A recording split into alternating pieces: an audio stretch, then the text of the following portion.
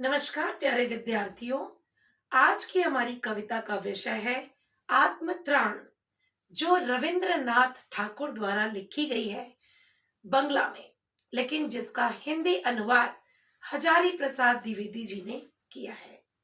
कविता में कवि ईश्वर से सिर्फ और सिर्फ इतनी प्रार्थना कर रहे हैं कि जब विपत्ति आए, मुसीबत आए, तब वह उस मुसीबत से न डरें, बल्कि निर्भय निडर होकर उस मुसीबत का पार पाले, यानी संयमी और साहसी बनकर ईश्वर का धन्यवाद करते हुए उस मुसीबत से आगे निकलें और हमेशा ईश्वर पर उनका विश्वास बना रहे। तो कविता की शुरुआत करते हैं। विपदाओं से मुझे बचाओ, यह मेरी प्रार्थना नहीं। विपदाओं यानी संकट से मुझे बचाओ। हे ईश्वर, मैं आपसे यह प्रार्थना नहीं करता कि आप मुझे संकट से बचा लो, मेरे ऊपर कोई भी मुसीबत ना आए, क्योंकि ऐसा हो ही नहीं सकता।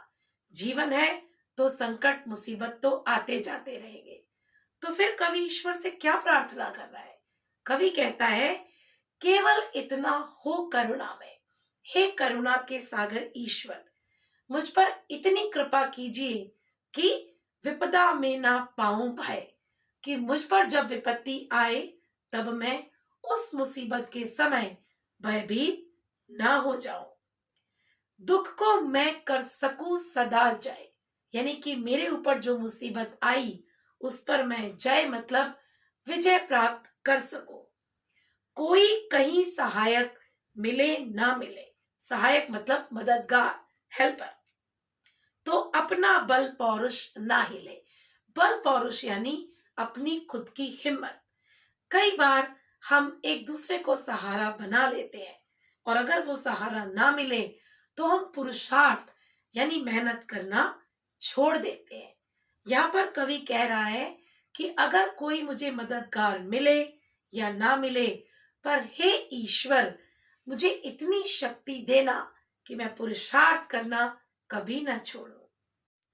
हानि उठानी पड़े जगत में, यानी कि ये जरूरी नहीं है कि हमें हमेशा लाभ ही लाभ हो या सक्सेस ही सक्सेस मिले। कभी कभी फेलियर यानी असफलता का सामना भी करना पड़ता है, लेकिन तब हमारा ईश्वर पर से विश्वास उठ जाता है और हम यही कहते हैं कि भगवान ने मेरे साथ ऐसा क्यों किया। जबकि घूम फिर कर अगर देखा जाए तो हमारे कर्मों का ही फल हमें भुगतना पड़ता है। तो कवि आगे कहते हैं, हानि उठानी पड़े जगत में, लाभ अगर वंचना रही, अगर लाभ ना मिले, धोखा मिल जाए, तो भी मन में ना मानू क्षय। क्षय मतलब नुकसान, क्षय मतलब हानि, तो भी मैं अपना नुकसान ना मानू। मेरा त्राण करो अनुदिन, मैं आपसे ये नहीं कहता कि हर समय मुझे सहारा दो, यह मेरी प्रार्थना नहीं।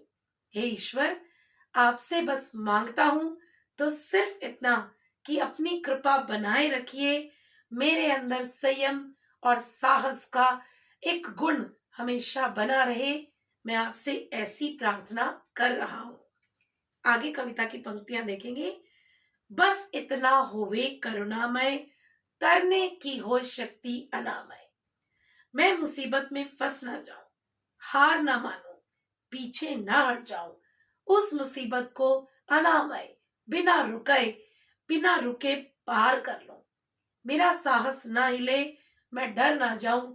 हे ईश्वर, अपनी कृपा दृष्टि मुझ पर बनाए रखना। कविता में कवि ईश्वर से यह नहीं कहता कि मेरे ऊपर कोई मुसीबत ना आए या मुझे सिर्फ लाभ ही लाभ मिले। सिर्फ इतना हो कि उस विपदा यानी मुसीबत को सहन करने की शक्ति हो, वो भी बिना डरे। आगे कवि कहता है, मेरा भार अगर लघु ना करो, ना सांत्वना दो तो ना सही। भार मतलब वेट, और वेट सिर्फ विपदाओं का नहीं, यानी जो हम हैवीनेस, जो मेरे अंदर एक घबराहट, एक बेचैनी और एक भारीपन है, उसको अगर आप हल्का ना कर सको कोई बात नहीं। अगर मुझे सांत्वना, सिंपैथी ना दे सको तो कोई बात नहीं, पर हे ईश्वर, मुझ पर अपनी कृपा बनाए रखिए। वहन कर सकूं मैं इसको निर्भय। निर्भय मतलब बिना डरे, वहन मतलब सहन कर सकूं। जो विपत्ति मुझ पर आन पड़ी है मैं उसको सहन कर सकूं। हे ईश्वर, ऐसी कृपा दृष्टि मुझ पर बनाए रखिए। नत शिर, नत मतलब झुका हुआ, शिर मतलब सिर।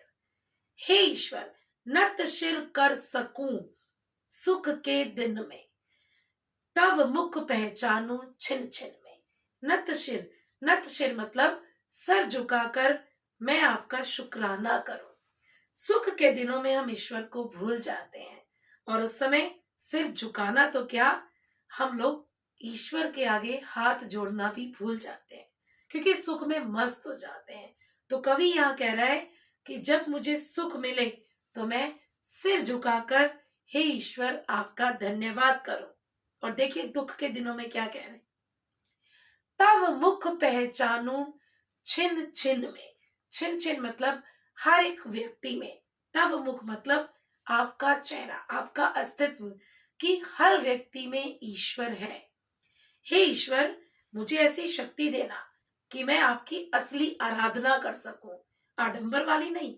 मंदिर में जाना, घंटी बजाना, प्रसाद चढ़ाना, ये एक अलग तरह की पूजा है, लेकिन वास्तविक पूजा है ईश्वर के बनाई हुई सभी मूर्तियों में हर व्यक्ति में ईश्वर को देखना। तो प्यारे बच्चों, यहाँ पर कवि कह रहा है कि हे ईश्वर, सुख के दिनों में मैं सिर झुकाकर आपका धन्यवाद करूं और दुख के दिनों में निर्भय बिना डरे उस विपत्ति का सामना करूं। और सबसे महत्वपूर्ण, तब मुख पहचानूं छिन छिन में, हर व्यक्ति में आपका दर्शन करूं, यह मानूं कि हर व्यक्ति में आपका अंश है, आप जन जन में है, कण कण में है। अंत में कवि क्या कहता है, दुख रात्रि में करे वंचना जिस दिन मेरी निखिल मही। यानी ये संपूर्ण संसार जिस दिन दुख की रात्रि में मेरा मन घबराए, मैं अपने आप को अकेला महसूस करूं, उस दिन ऐसा हो करुणामय तुम पर करूं ना मैं कुछ भी संशय। संशय यानी डाउट, वो हम इंसान बहुत जल्दी कर लेते हैं। जरा सी मुसीबत आई, विपत्ति आई, तो हम भगवान को दोष देने लगते हैं कि मेरे साथ ऐसा क्यों हुआ। जब सुख और सफलता आती है तब तो हम कोई क्रेडिट नहीं देते कि शुक्रिया भगवान, तुम्हारी वजह से ऐसा हुआ, नहीं। पर जब कोई मुसीबत आती है हम दोषारोपण करते हैं। तो यहाँ पर कवि अंतिम पंक्तियों में यह कह रहा है कि हे प्रभु, अंत में मुझे आशीर्वाद दो, मुझ पर ऐसी कृपा करो कि चाहे कैसी भी परिस्थिति आए मैं आप पर कभी भी शक ना करूं, कभी भी संदेह ना करूं। तो बच्चों, इस पूरी कविता में कविता का सार कवि क्या दिखाना चाहता है कि मनुष्य ईश्वर की कृपा का अनुभव करे जो सब पर एक बराबर है। सुख और दुख पहिए की तरह घूमते रहते हैं और हमारे जीवन में आते रहते हैं। तो हमें ईश्वर से सिर्फ दुख को सहन करने की शक्ति मांगनी चाहिए और हमेशा उस परमपिता परमात्मा पर अपना विश्वास बनाए रखना चाहिए। धन्यवाद।